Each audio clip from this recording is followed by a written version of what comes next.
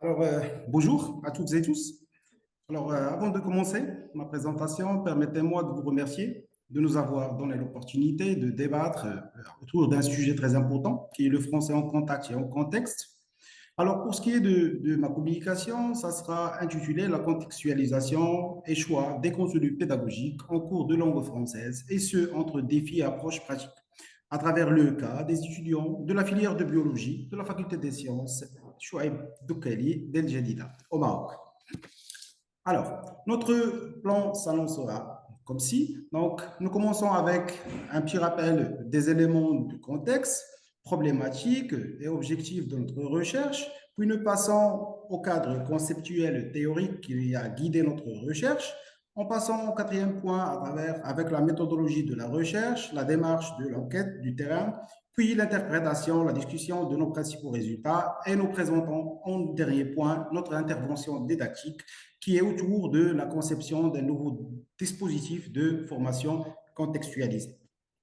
Alors, en ce qui a trait au contexte de notre travail de recherche, il convient donc de souligner qu'au Maroc, l'enseignement du français dans le contexte universitaire, surtout scientifique, pose de défis spécifiques, notamment en termes de sélection de contenu pédagogique adapté aux besoins disciplinaires des étudiants. Alors, l'idée de nous intéresser à une telle thématique n'était aucunement arbitraire. Cependant, elle émane de notre pratique de classe et des expériences vécues sur le terrain qui nous ont fortement interpellés et nous ont donné envie de porter une réflexion plus approfondie sur le sujet de l'enseignement-apprentissage des disciplines scientifiques et techniques en langue française au niveau du cycle supérieur. Alors, le passage au Maroc entre l'enseignement secondaire qualifiant et le supérieur est souvent mal vécu par de nombreux étudiants à cause de la non-maîtrise de la langue française qui pose un grand problème aux étudiants universitaires marocains. Alors, tout ce qui est en relation, toujours en relation avec notre contexte au Maroc, alors il convient de souligner toujours que le contexte éducatif au niveau du supérieur, les étudiants éprouvent d'énormes difficultés langagières en français, ce qui crée un dysfonctionnement considérable entre les compétences et les prérequis universitaires. Donc, cela engendre principalement un taux de décrochage universitaire très élevé, de la perte de la motivation, des résultats insuffisants, etc. Alors, pour ce qui est toujours du contexte, il convient de souligner qu'au Maroc, il y a une pénurie des travaux réalisés dans le contexte universitaire, surtout dans la faculté des sciences. Tout ce qui est articles n'ont pas pu de se détacher de la vision dite pathologisante du problème, donc sans pouvoir proposer de vrais supports ou de vrais dispositifs qui peuvent proposer une solution à ce genre de problème. Toujours sur le terrain, donc force est de constater donc que le niveau défaillant des étudiants en langue française ne leur permet pas de réussir les études supérieures. Donc le ministère du tutelle marocain donc s'est mobilisé depuis l'entrée en vigueur du système LMT en 2002 pour mettre donc en place une nouvelle conception visant l'enseignement, apprentissage de la langue française en tant que dispositif transversal et complémentaire. Dit plus tard, donc langue et terminologie, ce dispositif est passé par trois réformes principales. Donc, en passant de langue et communication vers technique d'expression et communication, et en arrivant aujourd'hui en langue et terminologie. Cependant, 20 ans plus tard, donc le dispositif langue et terminologie, au vu des objectifs qui lui ont été assignés, donc peine toujours pour répondre aux attentes d'un public étudiant de plus en plus dense, diversifié et hétérogène. Alors, à partir de ce contexte-là, nous avons formulé notre problématique, donc en souhaitant se poser la question suivante. Donc, quel dispositif de formation en langue et terminologie faudrait-il mettre en œuvre pour répondre aux difficultés et besoins langagiers qu'éprouvent les étudiants biologistes de la faculté des sciences Chouaib Doukali? Alors, notre vision, notre objectif, c'est de prendre en compte les éléments du contexte en analysant ces éléments pour pouvoir proposer un agir didactique ou une intervention didactique contextualisée capable de répondre aux besoins des étudiants et de leur permettre de faire face à leurs problèmes linguistiques. Alors, étant conscient donc que tout travail de recherche académique doit être guidé par une approche susceptible de l'orienter, nous avons décidé de mobiliser trois théories différentes. La première théorie, c'est la sociolinguistique, donc qui est une discipline qui se situe au croisement de la didactique des langues et de la sociolinguistique. Donc, elle utilise bien évidemment des méthodes de recherche sociolinguistique qui est l'observation participante, les questionnaires, les entretiens semi-directifs, etc., en passant par la démarche FOSS et en utilisant également l'identification des besoins langagiers en nous basant sur le modèle de Michelin proposé en 2005, qui est une approche novatrice exprimant et essayant d'analyser les besoins langagiers en termes de tâches langagières. Les tâches donc vont proposer et vont construire une base de conception de cours par tâche ou par contenu. Donc cette méthode-là, donc, elle vise principalement, elle est fondée sur la diversification des outils et des sources de collecte de données. Alors, toujours en relation avec notre cadre méthodologique, nous avons opté pour une méthodologie combinant à la fois les méthodes qualitatives et les méthodes quantitatives. Donc, la conception, c'était une recherche mixte basée principalement sur 4 séries d'enquêtes. La première, c'est l'élaboration et l'introduction d'un test de positionnement au profit des étudiants, à l'égard des étudiants. Deuxième des choses, c'était des questionnaires, des entrevues et également des observations non participantes. Donc, les résultats de tous ces méthodologies de recueil de données ont été triangulés en 3 phases principales pour nous permettre de concevoir notre dispositif de formation. Alors, démarche de notre enquête. Donc, en ce qui a trait à notre démarche de notre enquête, il convient de souligner que notre enquête a été divisée en 4 grandes parties. Une première phase, c'était la pré-enquête. C'était une recherche principalement documentaire basée sur des observations non participantes et des entretiens avec les principaux acteurs de notre terrain de recherche. Deuxième partie, deuxième phase, c'était composée de 3 séries d'enquêtes. La première, c'est une évaluation du niveau des étudiants en français en nous basant sur un test de positionnement que nous avons conçu et administré aux étudiants dans le cadre d'une approche longitudinale en deux phases. La première évaluation, c'était en novembre 2023. La deuxième évaluation, c'était en avril 2024. L'objectif, c'était de détecter une éventuelle évolution dans le niveau des étudiants par rapport à la première et à la deuxième évaluation. La deuxième série de notre enquête était conçue à la base d'un questionnaire administré aux étudiants et professeurs de spécialité. La quatrième phase de notre travail de terrain, c'était des entretiens semi-directifs avec les professeurs de langue et terminologie chargés de l'enseignement de la langue au niveau de la faculté, ainsi que des professeurs de spécialité donc qui n'ont pas participé à notre enquête par questionnaire.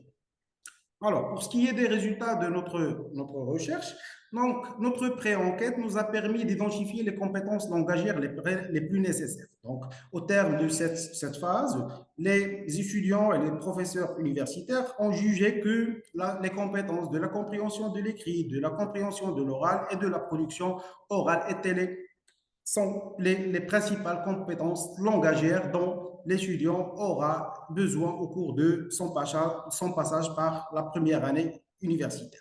Deuxième des choses, c'est qu'au cours de cette pré-enquête, nous avons pu repérer 35 tâches langagières comme étant les tâches les plus sollicitées, les plus fréquemment utilisées par les étudiants au niveau de la première année universitaire.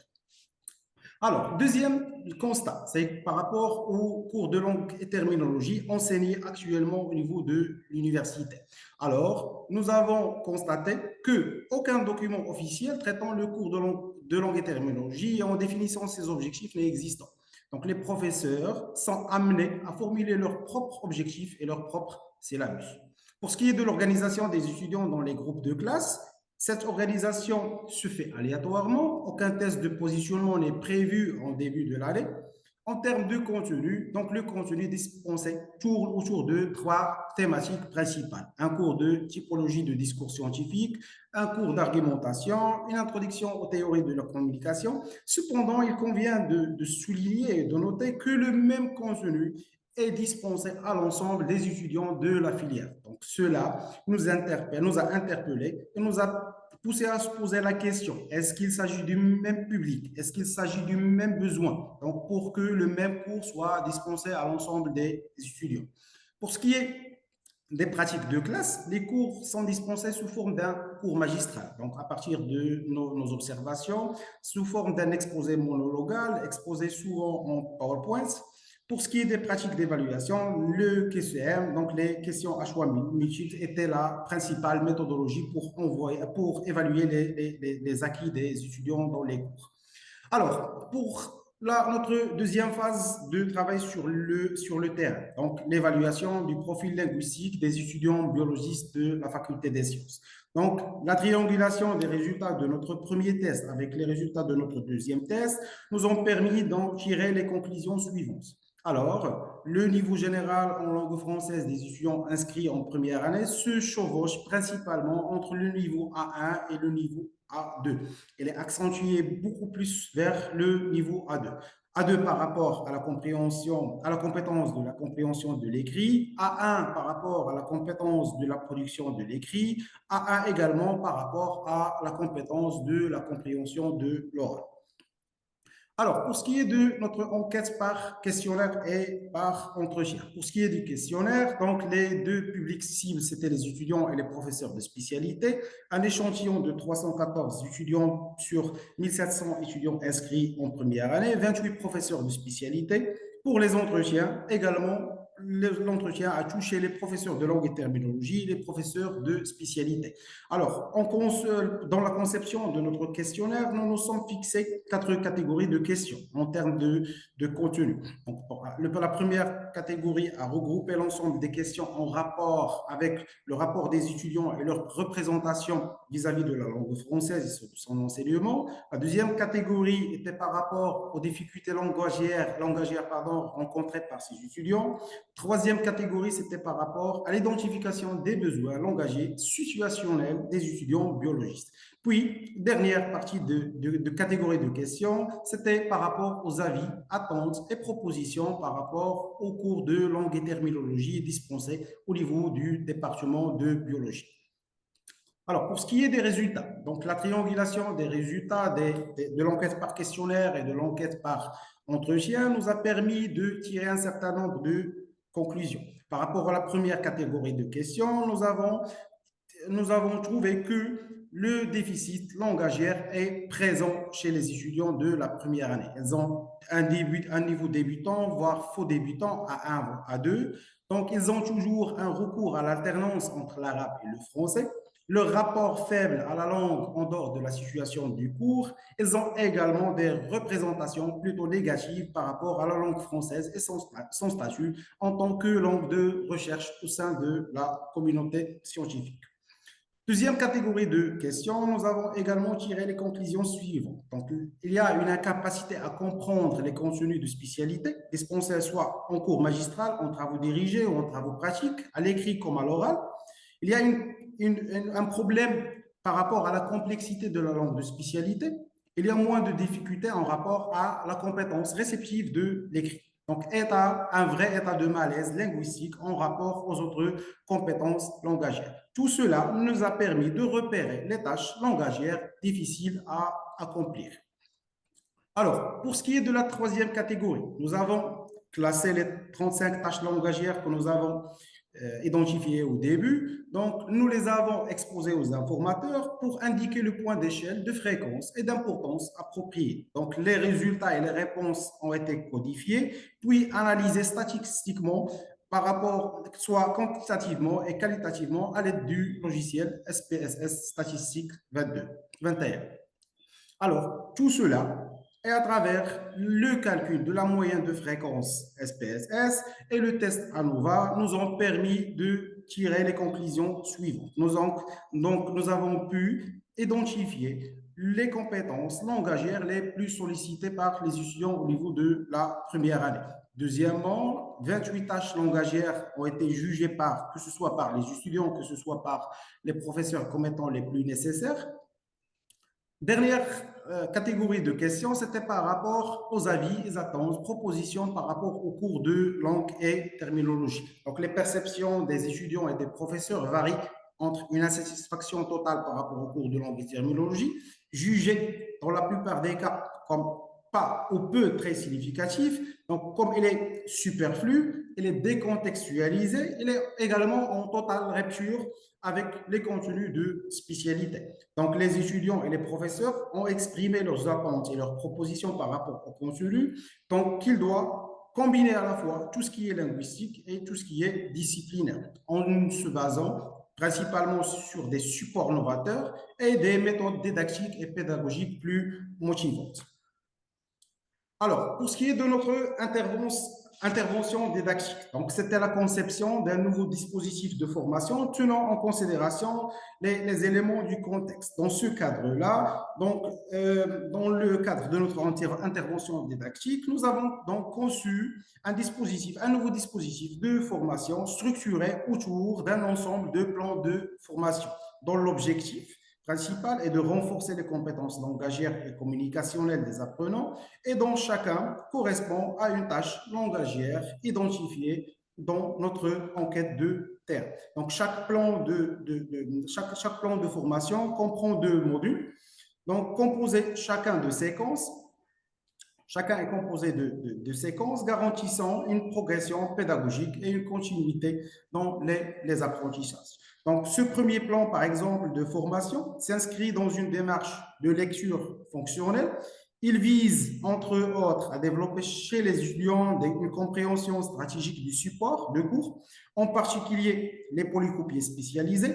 Sous cela, elle est répartie en travail individuel et ou en binôme. Donc, les supports utilisés sont des textes de spécialité, des livres et des articles tirés de ce que l'étudiant confronte chaque jour dans ses cours magistraux.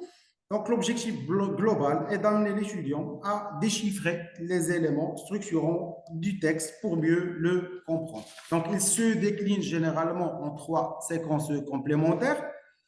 La première séquence, il vise à exploiter les éléments graphiques, donc du texte ou des polycopiés de cours. Donc, on part ici des illustrations, les figures, les images, les schémas, etc., souvent présents dans les documents scientifiques. La deuxième séquence propose une exploitation des titres. Donc, les titres constituent un repère essentiel pour la lecture active. Et en passant, par exemple, à la troisième séquence, qui se base sur l'anticipation sur le contenu grâce à l'introduction et aux conclusions que les étudiants retrouvent dans leur polycopier de cours. Donc, cette séquence aide à orienter la lecture dès les premiers et les derniers lignes. Donc, c'était un exemple d'une tâche en relation avec la compréhension de l'écrit. Il y a également deuxième plan de formation par rapport à la tâche relative, pardon.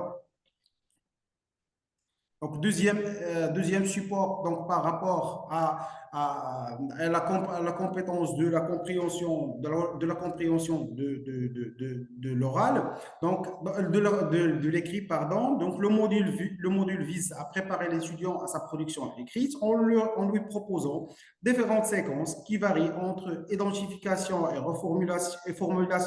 reformulation des idées principales, pour passer à la deuxième séquence de la conception d'un plan de rédaction ou une troisième séquence de transformation des données et des informations en illustration graphique. Nous proposons également un deuxième module pour mettre au point sa production écrite à travers trois séquences principales. La première est par rapport à la rédaction des paragraphes, l'adoption des types de progression, les thématiques, le fait de pouvoir produire des paragraphes en fonction des types de développement. Deuxième séquence en rapport avec la rédaction de l'introduction et la conclusion en tenant compte des éléments principaux que devraient être dans l'introduction et dans la conclusion. Puis, une troisième séquence en rapport avec la structuration de la production de l'étudiant en leur mettant à sa disposition des révisions et vérifications de la cohérence de la production, des révisions et vérifications de la ponctuation et de la structure générale de la production. Donc, c'était deux exemples de notre plan de formation basé sur les principales tâches langagières que nous avons identifiées à partir de notre enquête de terrain. Alors, ma présentation arrive à sa fin, donc je vous remercie pour votre attention et à vous, Madame, la parole. Merci beaucoup. Merci. Vous pouvez peut-être départager votre écran, comme ça on vous verra. Oui. Ça nous permettra de voir en plein. Est-ce qu'il y a des questions, des commentaires ou des suggestions dans la salle, en ligne? Donc j'y vais. Merci pour votre présentation. On voit bien tout l'enjeu de ces cours parce qu'il y a à la fois un enjeu d'ordre de la méthodologie académique, on va dire ça comme ça, hein, savoir lire un article, savoir produire. Et puis il y a l'enjeu linguistique, c'est-à-dire qu'en fait il y a un peu les deux en même temps et à mon avis, ça complique d'autant la tâche. Ma question, elle porterait sur le volet purement linguistique, enfin de la langue française, de l'enseignement de langue française. Quelle place, enfin, est-ce que apprenant ou enseignant accorde une place au fait que le français au Maroc, c'est quand même pas totalement une langue absolument étrangère. C'est-à-dire que vous avez évoqué par exemple les alternances codiques. Euh, Bien souvent, je pense à des travaux que j'ai pu lire par ailleurs, bien souvent les gens disent ne pas du tout parler français, alors qu'en fait, quand on regarde leurs usages, on s'aperçoit que oui, il y a plein de mots de français, mais qui peuvent être morphologiquement modifiés ou ce genre de choses. Donc le français n'est pas complètement étranger finalement dans la pratique ordinaire des Marocains. Est-ce que vos apprenants ou vos enseignants évoquent ces formes-là comme potentiellement un appui pour l'apprentissage du français? Alors, je n'ai pas pu entendre correctement votre question. Est-ce que vous pouvez la reformuler, s'il vous plaît? Oui, pourquoi on ne m'entend pas bien? C'est bizarre. Vous m'entendez mieux là? Il faut que je parle plus Oui. fort. Oui. Bonne adresse. Donc je vais parler très fort, je vais casser, exploser des tympans. Ça, c'est mieux. C'est mieux, c'est Oui, voilà, oui, comme oui, c'est ça. très bien. C'est très Voilà, bien. comme ça, c'est très bien.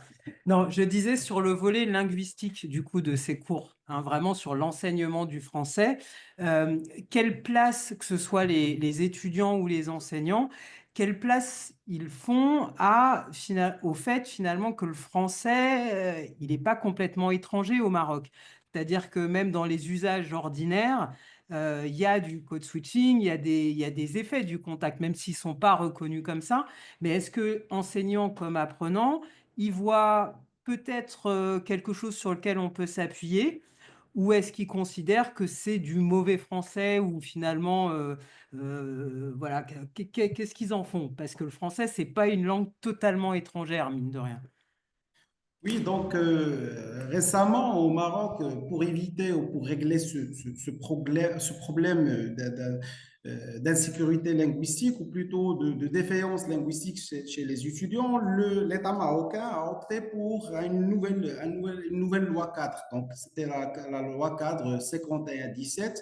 Donc, pour introduire un enseignement des disciplines scientifiques au Maroc depuis le primaire. Donc, les étudiants, les élèves marocains, donc aujourd'hui, sont enseignés en français. Donc, ils apprennent en français tout ce qui est discipline scientifique. Cependant, le problème est toujours omniprésent dans le niveau universitaire. Également, le français est toujours présent dans la société marocaine. Ça se voit partout, même entre les échanges entre les amis et les collègues, on retrouve cette alternance linguistique, ce passage du français vers l'arabe parfois. Donc, cependant, le problème c'est par rapport le rapport de l'étudiant au français lorsqu'il est en dehors des situations d'apprentissage. Donc, ça, le rapport est souvent entretenu dans le cadre universitaire ou dans l'école. Une fois l'étudiant est dans la société ou chez lui avec sa famille, donc il n'y a aucun contact avec la langue française.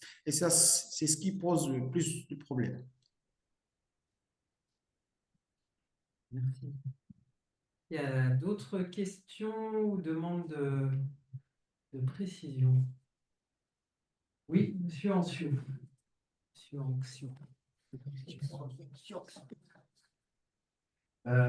Merci beaucoup, Ayou. pour votre présentation. Dans une diaporama, vous avez mis prise en compte du contexte. Et je me demandais de quel contexte vous parliez.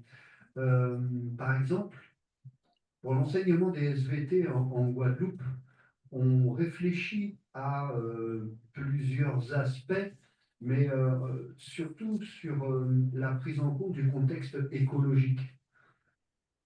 La prise en compte du contexte écologique. Vous m'entendez mieux là peut-être? Oui. Ouais. Donc en fait, je me demandais si pas simplement sur le plan linguistique, mais s'il y avait des éléments du contexte écologique marocain qui étaient pris en compte dans l'enseignement de la biologie. Bon, je vous donne un exemple. Par exemple, la Lune chez nous, il y a les phases de la Lune, mais il y a aussi l'orientation de la Lune par rapport à l'équateur. La Lune qu'on voit dans les manuels scolaires, c'est la Lune vue de l'hexagone avec, alors là, vous ne voyez pas, mais avec la Lune qui est comme ça, alors que nous, la Lune, elle est comme ça. Elle est Oui. horizontale, elle n'est pas verticale. Et donc, il y a des contenus supplémentaires que les profs ils doivent maîtriser pour faire le lien entre les apports scientifiques et puis la réalité écologique. Donc c'est vraiment pas dans le cadre du colloque, Ah mais si, c'est juste contextualisation. par intérêt pour savoir si euh, est-ce que c'est la norme scientifique européenne? Est-ce qu'il y a des exemples locaux qui sont pris dans l'enseignement? Pas forcément de la langue, mais de la biologie, mais ça peut être aussi en rapport avec la langue. Voilà, je sais pas, excusez-moi, c'est un peu long. Merci. Donc, c'est ça, c'est vraiment ça le problème avec ce qui est enseigné actuellement au niveau de la faculté des sciences, que ce soit au profit des étudiants de la biologie ou les autres filières, on voit pas d'éléments de contexte, que ce soit par rapport à ce qui est enseigné, que ce soit par rapport à ce qui est au Maroc. Donc, les cours sont totalement décontextualisés du contexte universitaire ou du contexte marocain. Merci beaucoup. Merci beaucoup. Alors, on a la place pour une toute dernière question ou intervention, éventuellement? Non? Non. Alors, une remarque, c'est en lien avec la langue, parce que j'imagine très bien que du coup, il y a des réalités écologiques qui nécessitent une terminologie que la langue française standard ne possède pas, puisque c'est des réalités qui sont ignorées depuis la France hexagonale. Donc, c'est pas si loin du sujet. Merci beaucoup. Merci.